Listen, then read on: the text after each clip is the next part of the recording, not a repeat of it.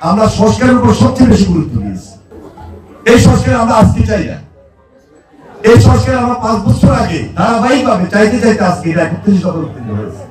আমরা গণতন্ত্রের জন্য লড়াই করেছি, সংগ্রাম করেছি ভোটের জন্য, কিন্তু 5 তারিখের পর এখন অনেক রাজনৈতিক দল আমরা সবাই কথা বলতেছি, এই সরকারের সঙ্গে আমরা বসতেছি। আমাদের এখানে আমাদের বক্তব্য পরিষ্কার, আমরা সংস্কার চাই এবং সবার আগে সংস্কার করার জন্য আমাদের প্রস্তাবনা ছিল যেটা 31 দফা। সে 31 দফায় স্পষ্ট জাতি ধর্ম গোত্র নির্বিশেষে সবাই কথা বলা হয়েছে। সেখানে দ্বিকক্ষ বিশিষ্ট পার্লামেন্ট থাকবে, সেখানে একজন প্রধানমন্ত্রী পরপর 2 বার থাকতে পারবে, সেখানে 17 অনুচ্ছেদে পার্লামেন্টে যিনি এমপি হবেন সেখানে কথা বলার স্বাধীনতা আছে, সেটা সংস্কারের কথা বলা হয়েছে।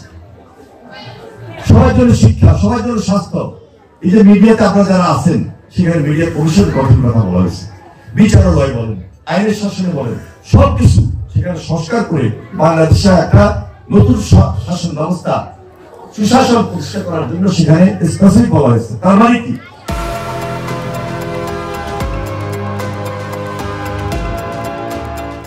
আমরা সংস্কারের উপর সবচেয়ে বেশি গুরুত্ব দিয়েছি।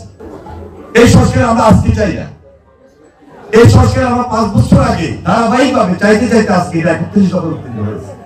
আমরা গণতন্ত্রের জন্য লড়াই করেছি, সংগ্রাম করেছি ভোটের জন্য, কারণ আমার ভোট আমি দিব, কিন্তু আমার ভোট আমি না দিয়ে ভারতের মদতে এক ব্যক্তি শাসন করবে, ফ্যাসিস্ট শাসক হবে, কর্তৃত্ববাদী শাসন থাকবে, এটা তো আমরা কখনো চাই নাই।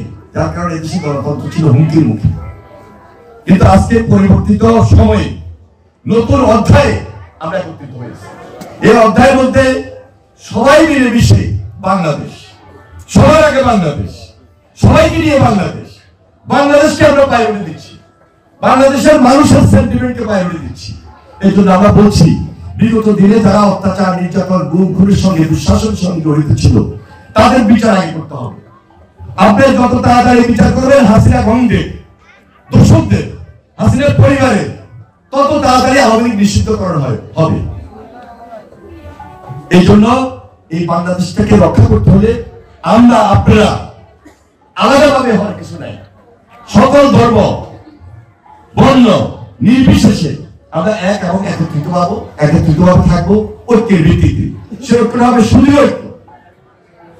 সুতরাং আগেই বলেছি, বাংলাদেশের সমস্যাটা যতদিন ছিল এটা হাসিনার সমস্যা ছিল, ব্যক্তির সমস্যা, ফ্যাসিবাদের সমস্যা ছিল, ব্যক্তির সমস্যা। বাংলাদেশের মানুষের সমস্যা তারাই তৈরি করেছে যারা বাংলাদেশকে মদত দিয়েছে।